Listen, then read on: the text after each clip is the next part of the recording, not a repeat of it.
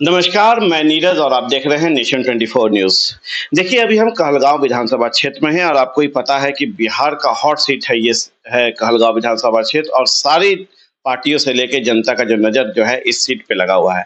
इसी क्रम में अब आज हम दिन भर दौरा जब कर चुके तो उसके बाद अभी हम देर रात पहुँचे हैं रजनीश भारती उर्फ रजनीश यादव जी के पास, जो युवा नेता हैं और पहली बार कहलगाँव विधानसभा से चुनाव लड़ने जा रहे हैं। तो आखिर हम इनसे जानना चाहेंगे कि युवा होते हुए लोग कई तरह की नौकरियों की ओर ध्यान देते हैं, विदेशों की ओर ध्यान देते हैं, पर इनका ध्यान राजनीति की ओर क्यों आया? और ये क्यों समाज सेवा के लिए जनता के बीच जाके चुनाव लड़ने का सोचे और जीत के बाद जो है यहाँ पे बदलाव की सोच रखते हैं। इस सारी चीज़ों को हम इनसे चर्चा करेंगे और अपने माध्यम से आवाम तक पहुँचाने की कोशिश करेंगे। और आपको हम बता दें कि झारखंड के मंत्री संजय यादव जी के ये सुपुत्र भी हैं और इनके विरासत में राजनीति जन-जन में भरी हुई है। सर, नेशन 24 वाले के साथ बोल जी, धन्यवाद आपका। सर, पहला सवाल है सर कि युवा हैं और कई तरह की नौकरियां मिल सकती थी, बहुत जगह जा सकते थे, पर आपने राजनीति को क्यों चुना और समाज सेवा को? देखिए, नौकरी का तो बात था तो ऑफर भी आया था, लेकिन जब हम चूँकि पहले से ही एक सपना था कि समाज का ही सेवा करें, पढ़ाई के दौरान हम यूपीएससी का भी तैयारी 2 साल किए हुए थे, तो एक वही माध्यम था, वो भी माध्यम था सेवा का ही, लेकिन कहते हैं ना डेस्टिनी को कुछ और डिसाइड था, तो नहीं हो पाया यूपीएससी। तो फिर उसके बाद हम बाहर विदेश चले गए पढ़ाई करने के लिए, एमबीए करके आए। तो नौकरी का ऑफर आया था तो घर में मना कर दिए, लोग बोले कि नहीं घर पे रहना, थोड़ा साथ में आप चलिए हम लोग के। तो शुरू से ही रहा है कि एक समाज में सेवा करें और उसी के माध्यम से आज सेवा करने के भाव से ही लोगों के बीच आए हुए हैं। कहते हैं कि करोड़पति नेता बनने जा रहे हैं, इसमें कितनी सच्चाई? करोड़पति किस बात का? मतलब हम समझ नहीं पाए क्वेश्चन को। मतलब कि महँगी गाड़ी का शौक होना, मतलब कि अब देखिए ये सब चीज़ तो एक्सटर्नल चीज़ होता है। अ, अभी तक मेरे नाम पे बस एक बाइक रजिस्टर्ड है और हम एक मतलब जिस फोर व्हीलर में चलते हो मेरे मामी के नाम पे गाड़ी है और मामी का ही गाड़ी है एक्चुअल में, तो हम उस पे ही चलते हैं। तो ये सब शौक नहीं है फिलहाल, तो अब आगे भी नहीं रहेगा। समाज सेवा का विचार आया और आप कहलगाँव से चुनाव लड़ने का सोचे, क्या है वजह? देखिए चुनाव लड़ने के हम मोटिव से यहाँ पे आए नहीं थे। एक्चुअल में पार्टी की तरफ से हमें बोला गया था कि आप संगठन को मजबूत करिए, तैयारी अपना करिए, अगर हमें लगेगा कि आप लायक हैं या जीत सकते हैं तो हम आपके लिए सोचेंगे, हम देखते हैं, करेंगे।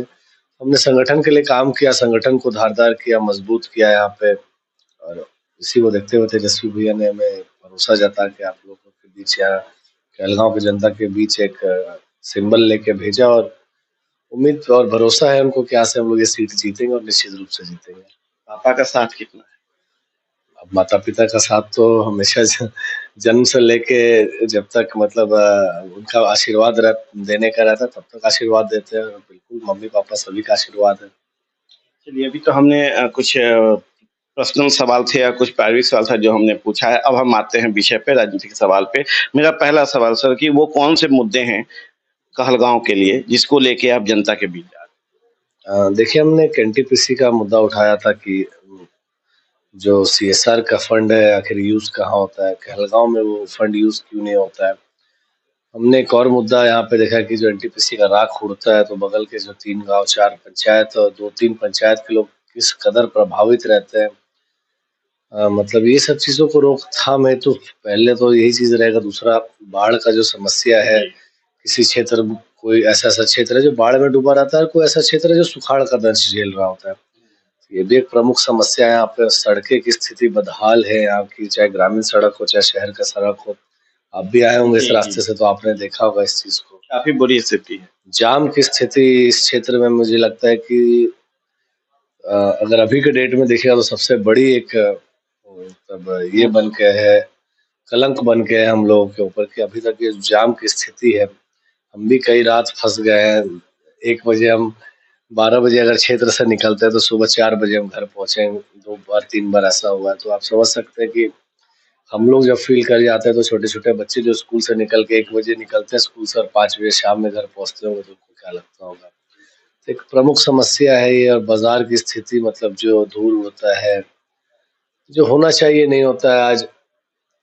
हैवी लोडेड व्हीकल जो बड़ी गाड़ियां होती है उसकी परिचालन गोराडीह प्रखंड में इतना है कि हर दिन आए दिन आप खबर सुनेंगे कि एक्सीडेंट से एक लोग दो लोगों की मौत हो जाती है। तो ये सब चीज एक प्रमुख समस्या है जो पहले मतलब रखा जा सकता है। बाकी हमारे पार्टी ने तो रोजगार नौकरी के मुद्दे पे प्रमुखता से बात रखा है। माई बहन योजना के तहत जो महिलाओं को सुदृढ़ करने का जो सपना है वो रखा है। तो काफी अच्छा हम लोग विजन के साथ चल रहे हैं। देखिए, पार्टियों का एजेंडा होता है वो एक स्तर पे होता है, पूरे राज्य स्तर के लिए होता है, पर जब आप एक विधानसभा में जाते हैं तो वहाँ का समस्या भी अलग होता है, चाहे वो पलायन का हो, चाहे वो शिक्षा का हो, स्वास्थ्य का हो, जो यहाँ पे एकदम दिखता है। क्योंकि हम दिन भर आज दौरा किए हैं, हर क्षेत्रों में गए हैं इस एरिया का, लेकिन वहाँ पे ये चीजें महसूस बड़ी हुई। चीज है कि आप प्रशासन के लोग बिल्कुल एक पार्टी के कार्यकर्ता बन के काम कर रहे हैं। मतलब किसी भी क्षेत्र में कह लीजिए, मुझे ये अफसोस होता है बोलने में। आज मैंने सुबह ही यहाँ के आईजी साहब को फोन लगाया, कोई रिस्पॉन्स नहीं आया। डीएसपी साहब को फोन लगाया, कोई रिस्पॉन्स नहीं आया। थाना प्रभारी से आज हमने एक शिकायत दर्ज करने के लिए फोन किया तो मतलब आधे बात में उन्होंने फोन काट दिया। तो सोचिए कि एक जनप्रतिनिधि मतलब प्रत्याशी हैं, कल को डेट में जीत जाएंगे, सरकार बनेगी, तो ऐसा थोड़ी कि हम लोग भूलने वाले हैं इन सब चीजों को। तो ये सब चीज नहीं होना चाहिए, एक पारदर्शिता रहना चाहिए। पार्टी के कार्यकर्ता बन के आप काम करेंगे तो लोग भी देख तो रहे हैं। शिकायत दर्ज किया था जो आप करना था? शिकायत एक्चुअली में हुआ क्या था कि हमारी मदर कहीं पे चुनाव प्रचार में गई थी और हमारे विपक्ष के जो लोग थे उनकी गाड़ी को, अब पता नहीं वो लोग शायद जो गांव वालों का कहना है कि खुद से बैनर को फाड़ दिया गया। बाद में वहां पे 4 लोगों पे एफआईआर झूठ का कर दिया गया, मतलब पुलिस वाले के मिली भगत से। तो हमने फोन लगाया इस चीज को लेके कि भाई गलत चीज है, नहीं होना चाहिए। हमने एसएसपी साहब को भी लगाया, उन्होंने भी फोन नहीं उठाया। तो ये तो हाल है, जबकि सभी के फोन में हमारा नंबर सेव है। इसके पहले बात होती थी, चुनाव के पहले किसी भी छोटे बड़े बात मुद्दों को लेकर बात होती थी, लेकिन कोई फोन नहीं उठाते, कोई रिस्पॉन्स नहीं रहता है। तो अब क्या बोला जाए। क्या मतलब इसका इशारा कहीं आप पटना राजधानी तो नहीं कर रहे हैं यानी कि? तो इसमें कहीं दो राय थोड़ी है। अब हम क्या है, हम तो फिर भी एक प्रत्याशी है। जब डिप्टी सीएम का ही लोग नहीं सुन रहे हैं, आपने तो देखा ही होगा वीडियो में, डिप्टी सीएम का ही बात जब कहते हैं एसपी यहाँ कोई काम का नहीं है, नालायक है, तो सोचिए हम लोग तो एक प्रत्याशी हैं, एक चलते फिरते कैंडिडेट हैं समझिए। तो जब डिप्टी सीएम का ये हाल है तो सोचिए बिहार की जनता का क्या हाल हो रहा होगा। ये आरोप जो आज आपने शिकायत दर्ज करना जिस मामले को लेके जा रहे थे, ये आरोप आप लोग पे भी लगा किस या क्या चीज?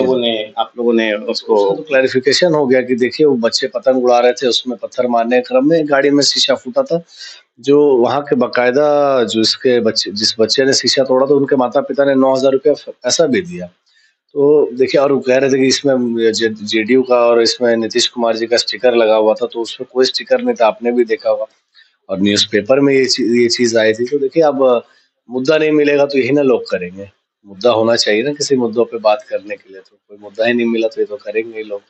आदिवासी बहुल भी है ये, यहाँ पे परसेंटेज है 18 से 20% के करीब आदिवासियों का है, तो उनके लिए भी कुछ फोकस है आपकी नज़र में, कुछ एजेंडा है? जी, हमने प्रमुखता से उनके गांव जाके जनसंपर्क किया और उनके समस्याओं से अवगत हुआ हूँ।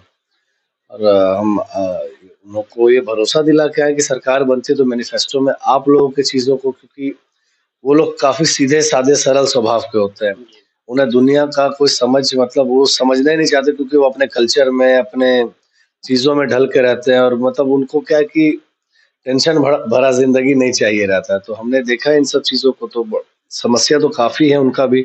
सड़कें उनके गांव तक पहुंच नहीं पाई, शिक्षा का स्तर दिन प्रतिदिन गिरता ही चला गया, शिक्षा के लिए कोई ठोस कदम नहीं उठाया गया। तो हमारा पहल रहेगा कि इन सब चीजों में आगे पसंद। हम जब दौरा किए हैं तो पलायन को लेके भी मुख्य समस्या यहाँ का है, लोग बाहर जा रहे हैं परिवार को छोड़ के। बिहार का ही ये समस्या है, मतलब पूरे इस राज्य का समस्या है।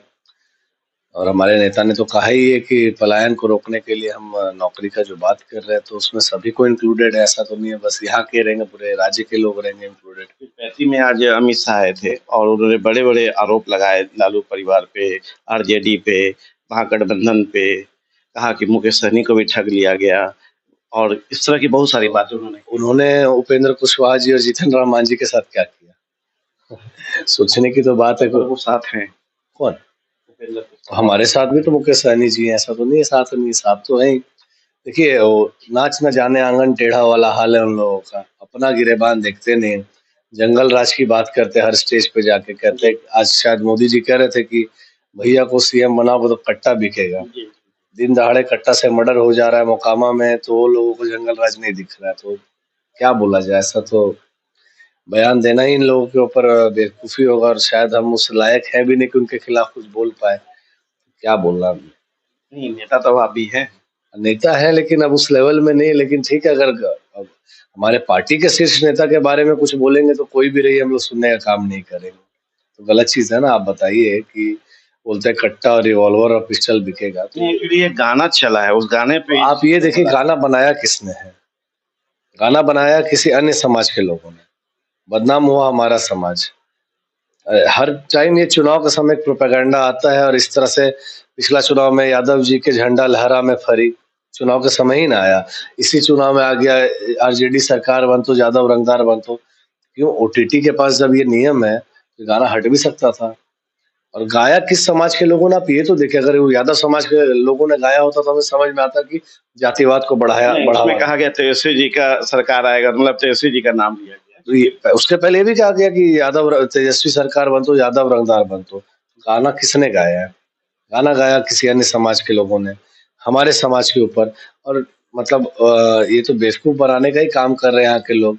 मतलब सरकार को तो एक्शन लेना चाहिए था, प्रशासन को भी एक्शन लेना चाहिए था, नहीं लेके उल्टा इसको प्रमोट कर दिया गया ताकि हमारा बदनामी हो। क्योंकि जनता भी अब समझ रही है, बोलने की बात नहीं है, जनता बेवकूफ नहीं है, उनको सब चीज पता है। और जीत के बाद पहली प्राथमिकता यहाँ के लिए क्या होगी और पूरे बिहार में कितने सीट पे आ रहे हैं? देखिए, अब ये तो हम नहीं बता सकते, क्योंकि हमें अभी सही पूछेंगे तो अपने क्षेत्र के बारे में कहीं कुछ नजर ही नहीं आ रहा है, क्योंकि अपने ही में हम लोग व्यस्त हो जाते हैं, रह जाते हैं। तो देश दुनिया में क्या चल रहा है इसका जानकारी हमें नहीं है, मतलब क्या सीट आ रहा है नहीं आ रहा है। लेकिन ये जरूर है कि 100% सरकार बना रहे। आज भैया ने भी बोला ही, हमारी भी आज सभा था उनका हमारे क्षेत्र में, और हमें बोले हैं कि टेंशन मत लो, तुम भी जीत के आ रहे हो, हमको भरोसा है। तो आशीर्वाद उनका हमारे साथ है। तो प्राथमिकता जब जीत के आ रहे हैं तो प्राथमिकता क्या? प्राथमिकता जो हमने यहाँ का समस्या बताया, उन सब चीजों को, उन सब मुद्दों पे हमें असली लड़ाई लड़के हक दिलाना होगा, ये हमारा प्राथमिकता है। अंतिम सवाल है सर कि क्या संदेश देंगे कहलगांव विधानसभा के लोग? संदेश तो यही कहेंगे कि एक पढ़े लिखे नौजवान को सहयोग करिए, सभी मिलकर एक आशीर्वाद दीजिए ताकि कुछ बढ़िया कर पाए। मतलब अब इससे ज्यादा क्या बोल सकते हैं, क्योंकि चुनाव का समय कुछ भी बोलेंगे तो लोग कहेंगे कि झूठ ही बोल रहा है, वोट लेने के लिए बोल रहा है। लेकिन बस यही आग्रह कर रहेगा कि एक बार सहयोग करिए मिलके, आशीर्वाद दीजिए कि जब ये आप लोग समझ रहे कि कोई नेता कुछ नहीं किया, यही समझ के हमें भी आशीर्वाद दीजिए कि ये भी कुछ नहीं करेगा बस। लेकिन एक बार आशीर्वाद दीजिए, एक बार अपना के देखिए, जरूर है कि हम लायक बेटा बन के हम आपका सेवा करेंगे। एक सवाल छूट गया मुझसे, वर्तमान विधायक को लेके क्या सोच रखते हैं? क्या लगता है उनके कार्य जो 5 साल के थे वो बेहतर थे या नकार? देखिए, हम किन्हीं पर टीका टिप्पणी नहीं करेंगे। क्या अब सब अपने जगह, उनका वे ऑफ वर्किंग था, वो अपना तरीका से काम कर रहे थे, हम अपने तरीके से करेंगे। अब देखिए, ये तो जनता यहाँ की जवाब देगी कि किसने क्या किया है नहीं किया है। और वर्तमान विधायक जो अभी शायद उनको पार्टी का टिकट भी नहीं मान के मिला। चलिए स्मार्ट जवाब है। हाँ? स्मार्ट जवाब। चलिए, थैंक यू। अब क्या बोलना इस पे, आप मान के चलिए। अब वो क्या किए नहीं किए, हम उन सब बात पे जाके इससे तो हम लोग का फायदा होने वाला नहीं है। हम लोग अपनी बात रखेंगे जिससे कि लोगों के बीच हमारा मैसेज जाए। चलिए, तो अभी आप सुन रहे थे इस भारती जी को, जो कि यहाँ कहलगांव विधानसभा से राज्य के प्रत्याशी हैं और जनता के बीच से अपील कर रहे हैं कि हर बार हर किसी को चुनते हैं, इस बार युवा नेता को चुनिए, युवा भाई को चुनिए और देखिए कि यदि ये जीत के आते हैं और जनता इन्हें जिताती है तो एक बेहतर विकास जो है इस पूरे क्षेत्र में, इस पूरे विधानसभा में देखने को मिलेगा, जिससे कि जो है यहाँ का विकास, यहाँ की बातें और यहाँ के कहलगांव, जो कि काफ़ी महत्वपूर्ण जगह है ये, और गंगा का किनारा भी यहाँ मिलता है, वो सारे चीज़ों में बदलाव दिखेगी और एक बेहतर कहलगांव विधानसभा देखने को जनता को मिलेगा। आप देख रहे हैं नेशन 24 न्यूज़। नमस्कार।